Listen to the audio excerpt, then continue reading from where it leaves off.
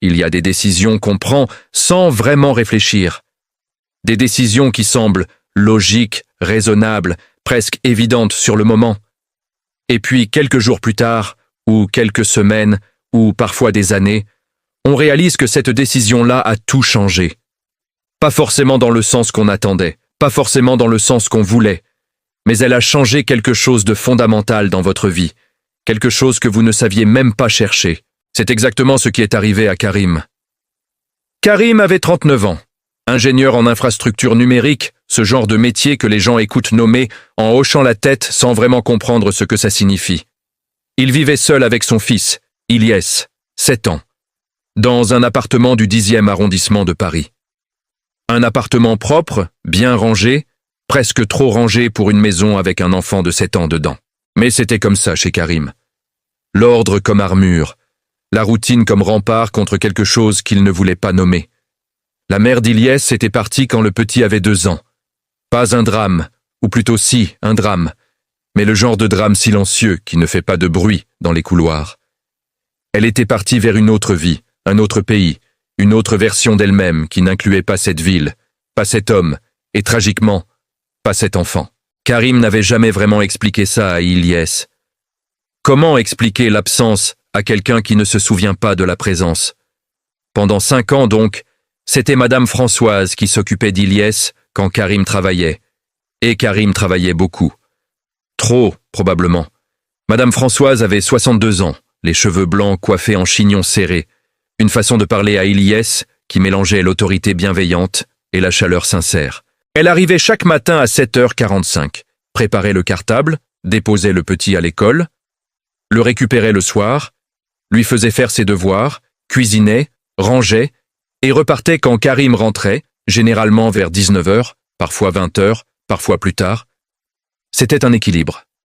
Fragile peut-être, mais un équilibre. Et puis il y a eu ce vendredi d'octobre. Karim était rentré plus tôt que prévu. Une réunion annulée, un vendredi rare qui lui offrait un après-midi libre. Il avait poussé la porte de l'appartement à 16h30, et il avait entendu des voix dans le salon. La voix d'Ilyes et une autre voix. La voix de Madame Françoise. Oui, mais différente. Pas sa voix de travail, pas sa voix de nounou professionnelle. Une voix plus douce, plus grave, presque chuchotante. Il s'était arrêté dans le couloir, il avait écouté. Ilyes demandait « Et il reviendra quand, mon papa ?» Et Madame Françoise avait répondu, avec une tendresse qui avait quelque chose de presque maternel. « Ton papa, il travaille beaucoup, parce qu'il t'aime beaucoup. Mais tu sais, Ilyes, il faut que tu lui dises, toi, ce que tu ressens. Il ne lit pas dans les pensées, ton papa. » Karim était resté immobile dans ce couloir pendant peut-être 30 secondes. 30 secondes qui avaient duré beaucoup plus longtemps que ça. Et il avait ressenti quelque chose de bizarre. Pas de la gratitude. Quelque chose de plus sombre. De la jalousie peut-être. Ou quelque chose qui ressemble à de la honte déguisée en colère. Il était entré dans le salon avec un sourire forcé. Madame Françoise avait sursauté légèrement. Ilyes avait couru vers lui. Et la soirée s'était déroulée normalement, en surface. Mais quelque chose s'était mis à travailler dans la tête de Karim. Dans les semaines qui avaient suivi, il avait commencé à remarquer des choses. La façon dont Ilyes se tournait vers Madame Françoise quand il avait mal quelque part. La façon dont il lui racontait ses journées à elle en premier, avant même que Karim soit complètement entré dans la pièce. La façon dont, un soir, le petit avait fait un cauchemar et avait appelé, dans son demi-sommeil, non pas papa, mais Françoise. Karim s'était dit que c'était normal, que la nounou était là le plus souvent, que c'était logique, statistiquement. Mais quelque chose continuait de travailler. Il avait commencé à construire une histoire dans sa tête. Cette histoire-là, elle disait que Madame Françoise prenait trop de place. Qu'Ilyes s'attachait à quelqu'un qui n'était pas permanent, qui n'était pas famille, qui pourrait partir un jour et briser le cœur de l'enfant.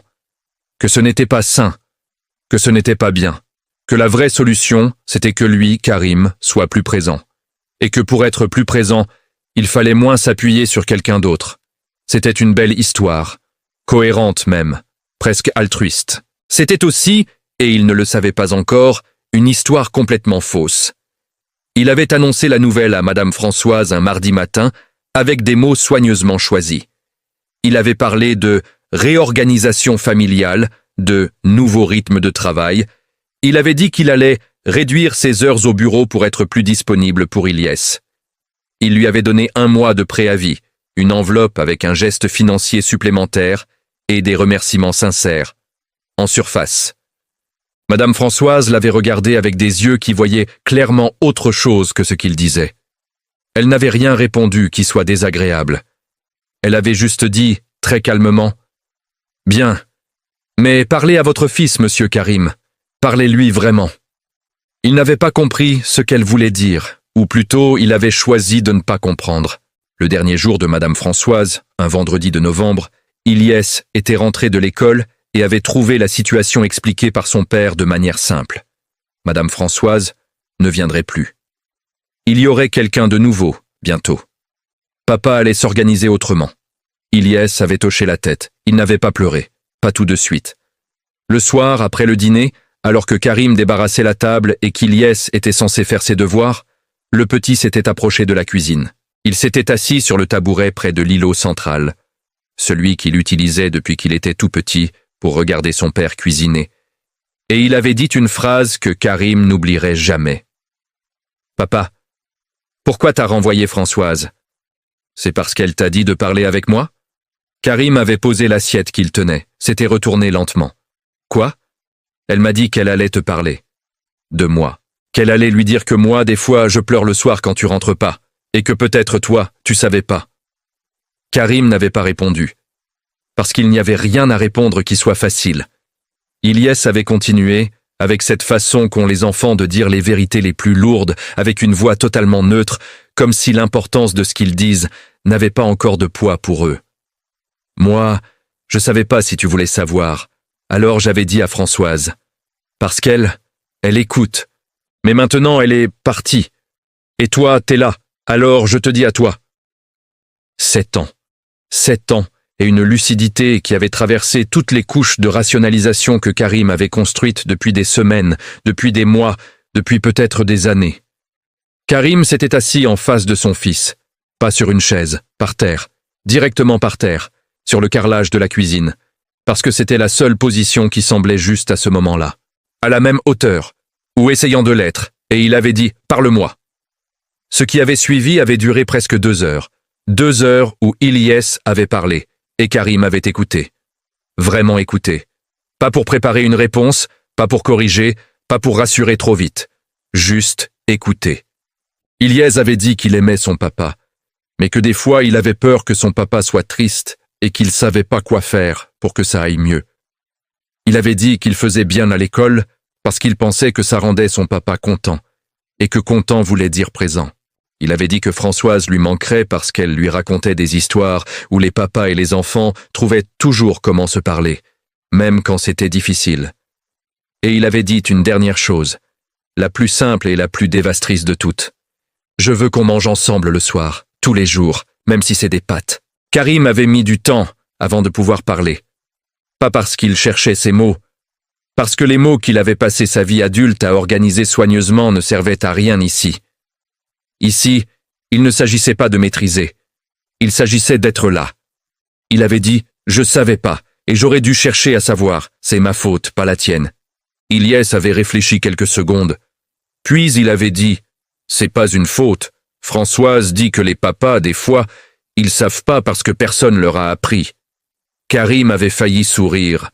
Puis il avait vraiment souri. Puis quelque chose s'était cassé doucement quelque part dans sa poitrine. Quelque chose qu'il était temps de casser depuis longtemps. Dans les jours qui avaient suivi, Karim avait fait plusieurs choses concrètes. Il avait appelé Madame Françoise.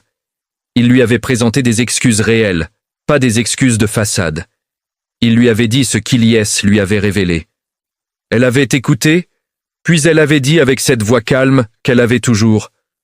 « Vous avez un fils extraordinaire, monsieur Karim. Il vous a dit ce que je n'aurais pas pu vous dire moi-même. » Il lui avait demandé si elle accepterait de revenir, différemment, moins souvent peut-être, mais présente. Elle avait dit qu'elle y réfléchirait. Elle avait rappelé le lendemain pour dire oui. Il avait aussi appelé sa direction et demandé un aménagement de temps, pas une démission, pas un bouleversement spectaculaire. Juste 1 heure de moins par jour, en arrivant plus tôt le matin pour repartir plus tôt le soir.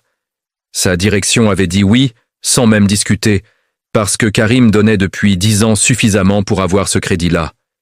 Il avait commencé à cuisiner de vrais dîners. Pas tous les soirs, il ne fallait pas mentir, mais la plupart des soirs. Des pâtes, parfois. Exactement comme Ilyes l'avait demandé. Et il avait commencé à parler. Vraiment parler.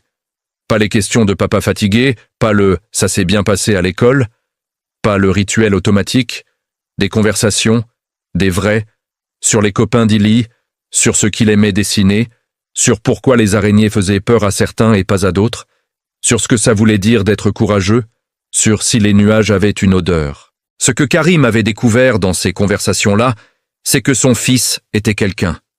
Pas son fils comme prolongement de lui-même, pas son fils comme responsabilité à gérer. Quelqu'un.